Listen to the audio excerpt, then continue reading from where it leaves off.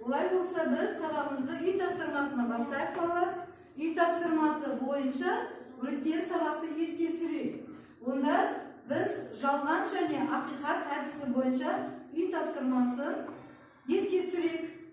Бірінші, бізге үй тапсырмасын еске түсіру үшін жалған ақиқат бойынша жасайық. Қазақ қаласының тұңғыш ағартушысы, ұстазы және де ақын, жазушы және де қоғам қайраткері. Қазақ халқын. Жақсы, келесі менде айтады Албанов. Кел балалар оқулы, өздерін жаз деген шығармалар Дулат Бабатайұлының өлеңдері. Жақсы, Ясмина.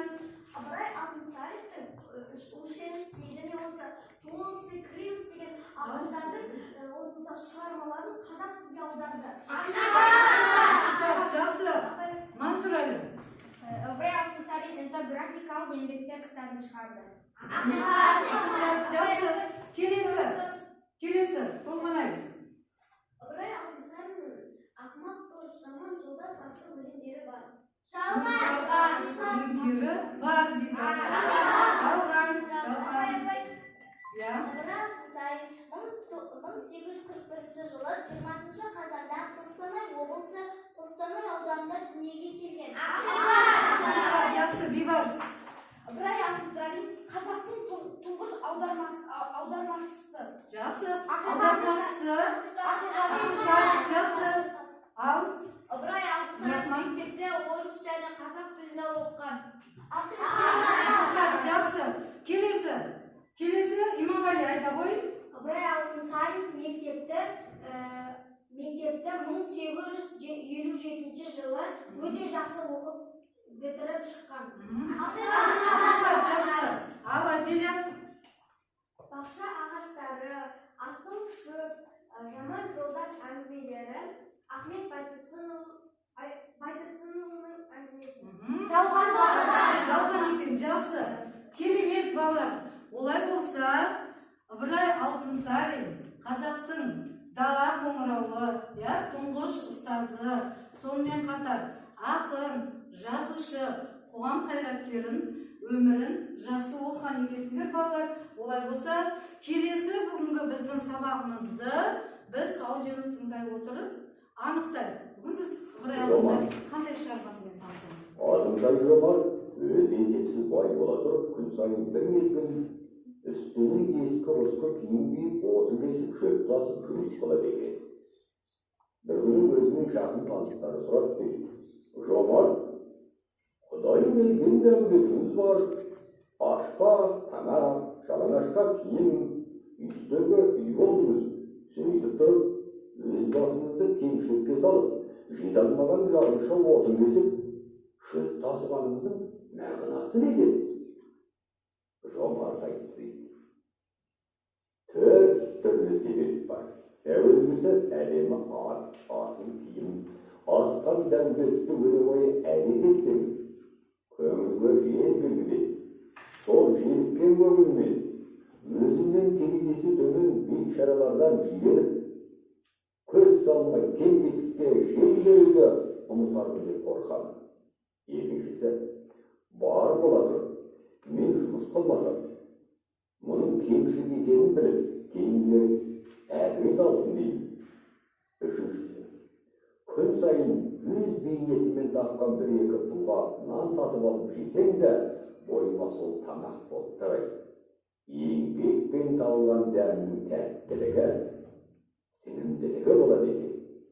Төртіншісі, Құдай тағаланың берген дәулетін өзімсініп, тиісті орындарына жаратпай, көбісін өзім ішіп жеп, өзім тұтынсам, мал берген иесіне күнәлі болармын деп қорқамын деді. Жақсы балалар, әңгіме түсінікті болды ма? Иә.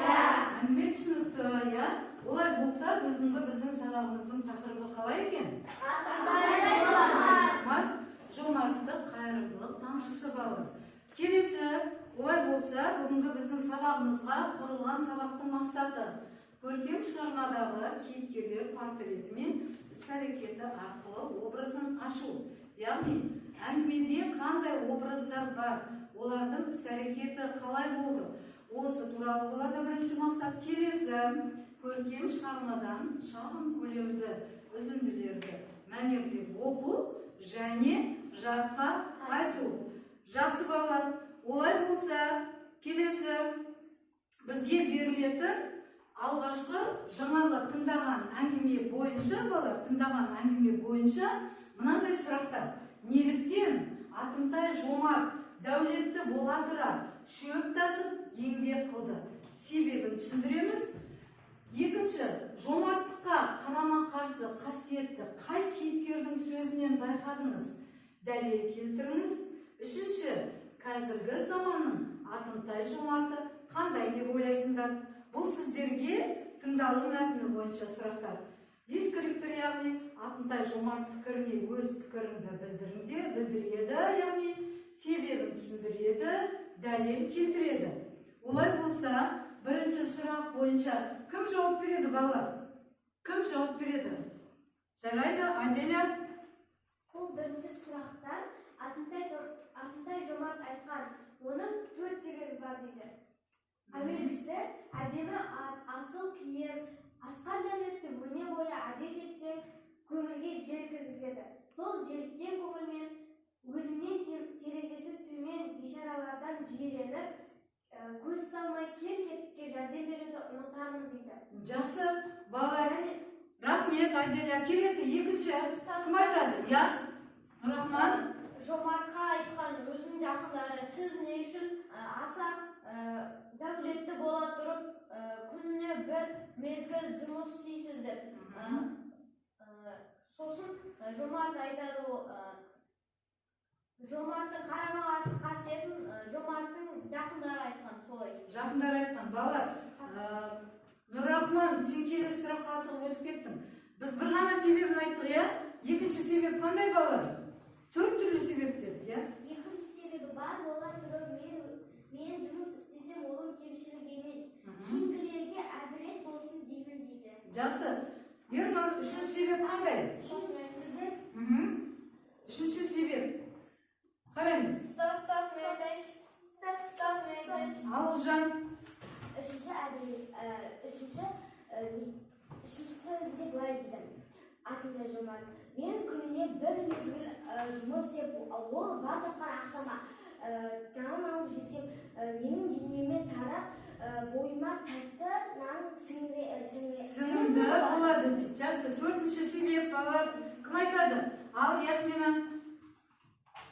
Құдай тағаладан берген осы дәулетті тиісті жерлерге жаратпай, егер оның бәрін өзім ішіп жейтін болсам, мал берген иесіне күнәлі боламын деп қорқамын депті. Жақсы, балалар, келесі. Жақсы, жомарттыққа қарама-қарсы қасиетті қай кейіпкердің сөзінен байқадыңыз деген кезде бізге Нұррахман жаңа айтып кетті, иә? Кімнің сөзінен байқадық? Жақыны туысынан байқадық. Жақсы, қазіргі заманның Атымтай жомарты қандай деп ойлайсыңдар? Бар ма қазіргі кезде Атымтай жомарттар бар ма? Ал Арунадан сұрашы.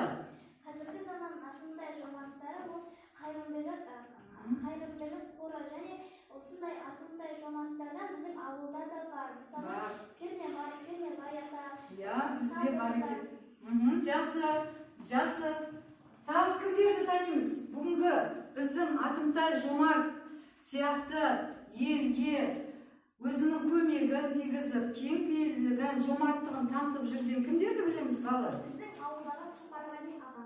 Сапарғали аға дейді, жомарттық бар, иә, бойында.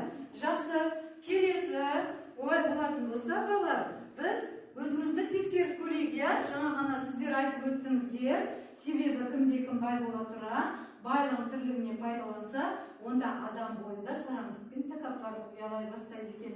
Өзінен кейінгі өсіп келе жатқан ұрпақ одан не алады екен, балалар? Не алады екен? Алланың алдында барлығымыз істеген ісіміз үшін не істейміз?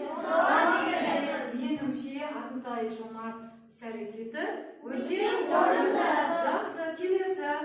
Атынтай Жомарттың бай бола тұра жаман киімдерін киіп, шөп тасып, отын кесіп, жұмыс атқарғанына өзінің жақын туысы басымызды кемшілікке салып, жете алмаған жарылғышыға отын кесіп, шөп тасығанымыздың себебі не деп сұрақ қойды? Дұрыс па, балалар? Жауап бердік, я? Келесі.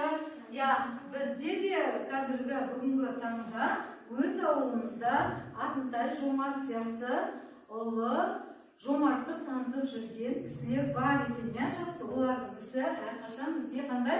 Өнеге, үлгі, солай ма? Жақсы. Келесі. Арқарай, осы әңгіме бойынша балалар топтық жұмыс жасаймыз.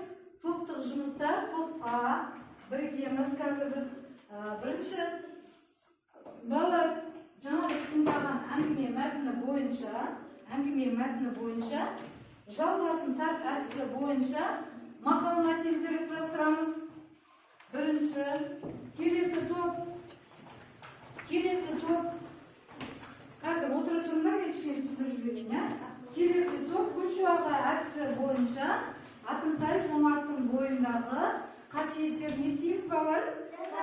Топтастырамыз, я? Келесі топ Атынтай Жомарттың 4 түрлі себебін балалар не істейміз? Сәйкес тендіреміз, я? Олай болса, топқа біргейік.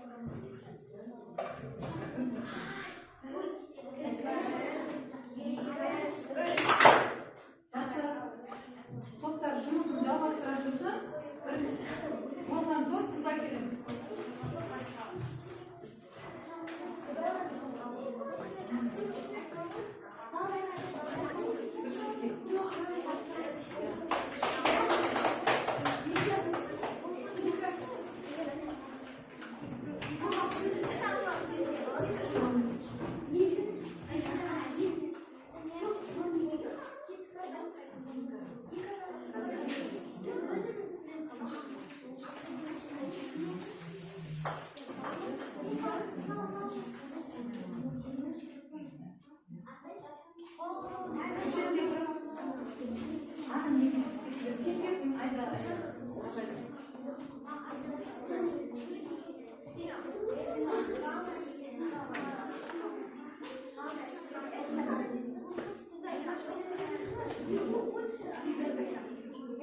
Жақсы, кезектесіп шығармыз. Кезектесіп. Олай болса бірінші топты.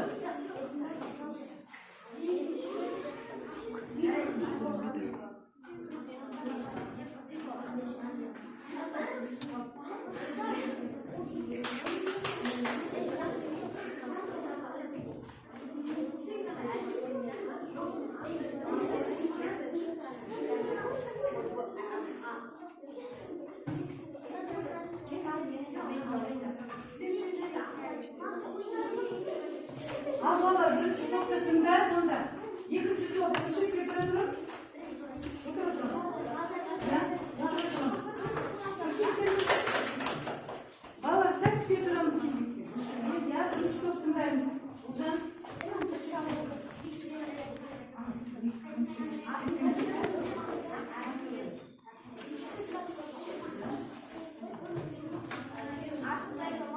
Тыңдаймыз. Я. Дауыста. Атымтай жомарт ол жаны ашыр, және де қолы ашық. Жақсы. Атымтай жомарт ол дәулетті, кең біледі. Жақсы, керемет. Атымтай жомарт еңбекқор. Я, және? Ол және мейірімді. Жақсы. Отыра қойыңдар қазір. Қазір балалар топты бағалаймыз, я балалар, қалай? Жақсы, бірінші топтың жауабы өте жақсы, керемет. Келесі. Екінші топ.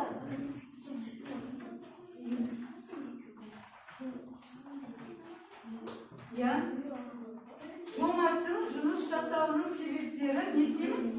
Сәйкестендіреміз. Жақсы. Я, бірінші себеп көңілге жел кіру. Жақсы, келесі. Екінші себеп әбірет алу. Әбірет алу. Балалар, әбірет алу деген қандай ойды білдіретін еді, балалар? Жарайды, өздері топ айтылады, я? Әбірет алу. Өнеге және үлгі көрсету. Жақсы. Келесі. Келесі. Үшінші себеп еңбектің дәмі. Я, еңбектің дәмі. Яғни, толықтырып айтатын болса, еңбекпен табылған нан бойға қандай болады? Сіңірді болады. Жақсы. Келесі. Төртінші себеп күнәлі болу. Я, күнәлі болу. Неге күнәлі болу, балалар? Ол себебі өзіне ғана барлық ақшасын жаратып ешкімге Бөліспесе, мал берген иесіне күнәлі болып. жақсы балалар, керемет отырайық. Жақсы. Келесі. Жалғасын тап, мақалшылар шығарады. Балалар, жалғасын тап. Әдісі, балалар, бүршекке тұрамыз, Айна, бүршекке тұрайық. Әделер бүршекке тұрамыз. Яғни, осы әңгіме бойынша мақал мәтел айтады. Балалар, қарап отырайық. Мүмкін олардың шатасып кеткен жері бар шығар. Бұл мақал мәтелдер бүгінгі әңгімеге тікелей байланысты болу керек, я? Жақсы, келесі. Кім бастайды? Еңбек қорлық құт, еңбексіздік жұт. Жақсы, керемет. Қайыр қылсаң бүтін қыл. Еңбек оздырап, жалғаулық тоздырап. Жақсы. Жақсы өз басынан көрер, жаман жолдасынан көрер. Иә, керемет балалар. Келесі.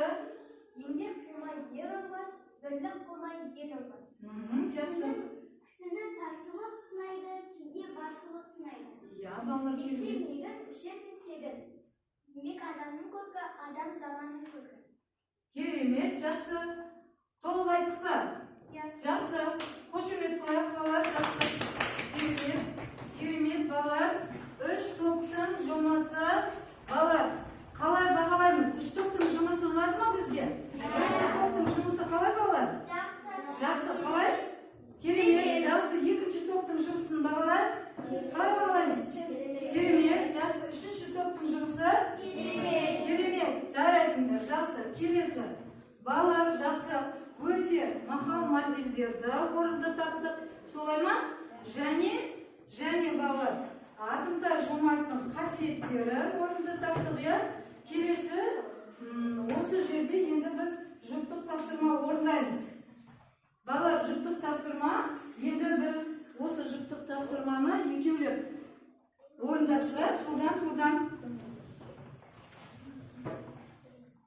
Яғни жұпта өзіміз ақылдаса отырып, Атымтай Жомарттың біреуіміз қасиетін, екіншісі не істейміз балалар? Іс-әрекеті.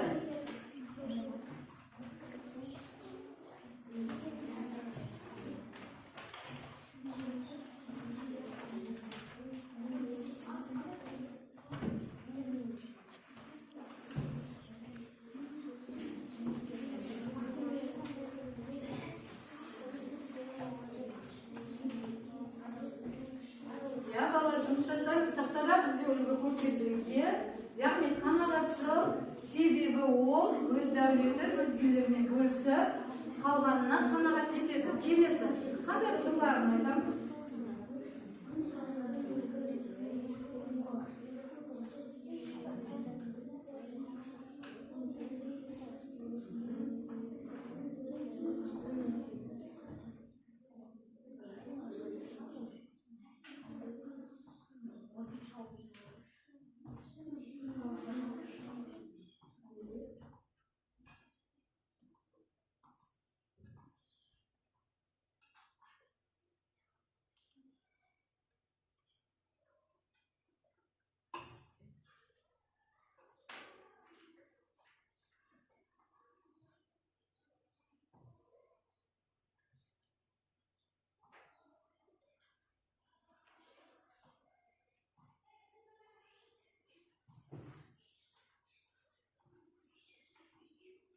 Жұптасып, жасаймыз, балалар, жұптасып, ақылдасып, келісіп,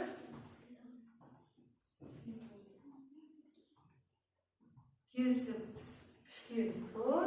Келте болмайды дейді, сіздердің жауаптарыңызға керемет болады деген сөз. Болдық па? Жақсы. Олай болса оқи берейік, Нұррахман мен Мансұр Әлінің жауабы?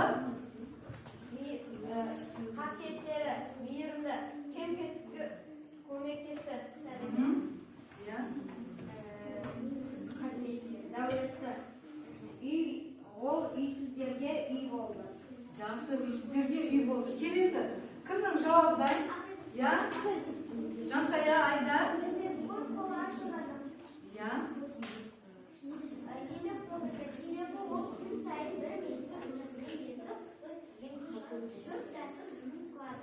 Қолы ашық адам.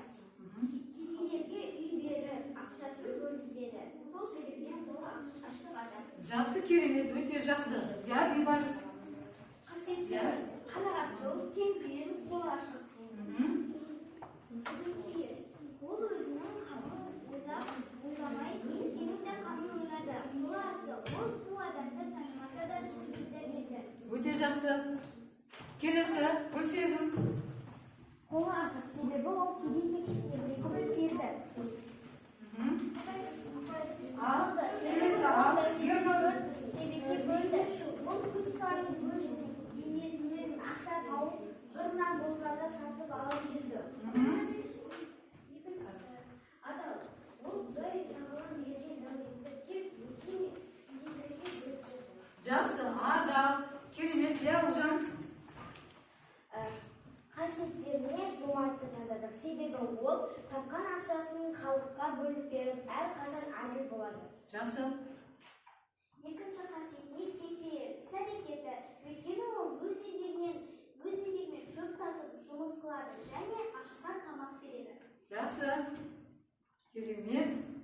Жарайсыңдар, балалар. Қасиеті мейірімді. Өйткені ол үйсіздерге үй болды. Терезесі тең еместерге көмек қол созды. Екінші қасиеті ақылды. Себебі ол тәкаппар болып кетпеу үшін жұмыс қылды. Жақсы, келесі. Жансая. Қасиеті ақпарым. Өйткені ол өзінің кішілерге көмектеседі. Жақсы, керемет. Қолы ашық. Үйсіздерге үй болды. Дәлелдеп, аштарға тамақ берді. Жақсы, керемет, тағы. Ал кім оқымады бізде? Мансұр Әлі. Бірінші қасиеті мейірімді. Себебі ол өз дәулетінен Кем-кетіктерге көмектеседі. Жомарт. Себебі ол үйсіздерге үй болды, жалаңашқа киім берді. Жақсы балалар, олай болса, жақсы керемет орындадық балалар. Атымтай Жомарт қандай кейіпкер дегенде біз Атымтай Жомарттың түрлі қырларын, қасиеттерін атадық, иә балалар.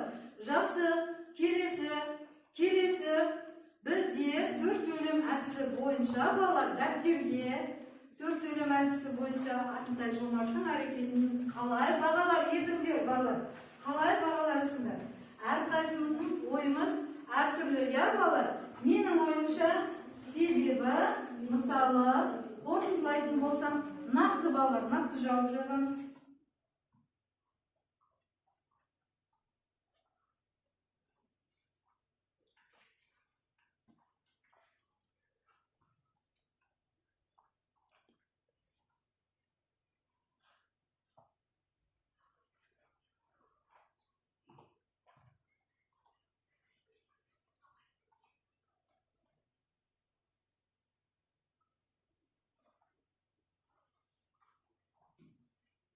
Жақсы. Ауызша айтатын оқушылар бар ма балалар? Ал Ұлжан. Менің ойымша ол мейірімді, себебі ол ақша, жағдайы нашарларға ақша беріп, тамақ беріп, үйсіздерге үй беріп, мейірімді көрсетті. Мысалы, Атымтай Жомарт ол өте мейірімді, күніне ескі қысқы кейіп бір мезгіл шөп тасып, отын жарып, жұмыс қылып, тапқан ақшасына нан алып, сол нан, бір пұлға нанға өзінің еңбегімен тапқан нанға өзінің денесіне сенімді болады. Қорытынды болса, ол өте мейірімді, ақкөңіл бола шығады. Жақсы. Қорытынды түйінді айтады, иә балалар? иә келесі. Менің ойымша Атымтай ол өте жомарт, мейірімді, ақылды адам. Себебі ол үйсіздерге үй болды. Күні бойы үстіне ескі қысқы киімдерін киіп, шөп тасып, отын бесіп жұмыс қылды. Мысалы, Атымтай Жомарт сияқты адамдар қазір көп деп ойлаймын. Иә, жақсы. Қорытындылайтын болсам. Атымтай Жомарт, қазіргі заманның Атымтай Жомарттары ол қайырымдылық қоры деп ойлаймын. Жақсы, керемет. Келесі. Алжан Сая. Менің ойымша Атымтай Жомарт еңбекқор, себебі ол бір мезгіл жұмыс қылады. Мысалы, шөп тасып жұмыс қылады. Қорытынды, жанашыр. Жақсы, қорытынды, жанашыр. Айда. Менің ойымша ол әділ адам, себебі ол есепсіз дәметті болады, күн сайын басқа адамдарға сәл ескі киім киіп, отын тасып жұмыс қылады. Мысалы, ол үйсіздерге үй болды, ол сол адамдармен кеңесті. Иә, жақсы. Қорытындылайтын болсам.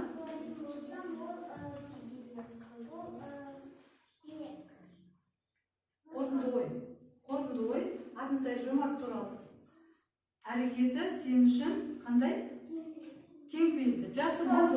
Олай болса, біз бүгін Атымтай Жомарттың бойындағы ең ізгі қасиет қайырымдылық жасау екенін анықтадық. Түрлі қасиеттерін, Атымтай Жомартқа тән қасиеттерді тізбектеп айтып шықтыңдар. Өте керемет ой айттыңдар. Рахмет балалар. Келесі үй тапсырмасы қалай? Үй тапсырмасы бізде балалар. Үй тапсырмасы бойынша балалар шығармадан алған әсерімізді қатыстыра отырып, үйде не істейміз балалар? Өлең жазып көрейік, иә балалар? Қалай? Біздің арамызда ақындар бар ма екен? Көрейік. Бүгін өте жақсы сөйледі балалар. Шешен ұтымды сөйлеген оқушылар өте көп. Барлықтарына үлкен алғыс, рахмет, жарайсыңдар дегім келеді. Ал келесі сабақта ақындар бар ма екен арамызда? Көрейік. Олай болса, балалар, қайырымдылық жомарттықтың ең ізгі өзегі екен, иә балалар? Жомарттық жасау дегеніміз, балалар, абайша айтқанда мал шашу емес екен, балалар. Жомарттық жасау дегеніміз ең ізгі қасиет екен, иә? Жомарт бергенін айтпайды екен, ер не істегенін айтпайды екен, балалар. Істеген жақсылығын айтпайды екен, иә балалар? Сондықтан да әрқайсымыз жаңағы әңгімеде айтқандай осы әңгімеден үлгі және өзімізге не аламыз балалар? Өнеге аламыз. Олай болса, бүгінгі сабақтан түсінбеген сұрақтарың болатын болса, сұрақтар мұғалімге салынған сұрақтарға жауап беретін қорапқа балалар, мұғалімге сұрақ қорабына өздеріне түсініксіз сұрақтарыңды жазсаңдар болады. Алдарыңызда тұрған стикерлерді алып, бүгінгі сабақтан түсінбеген сұрақтарыңызды жазыңыздар.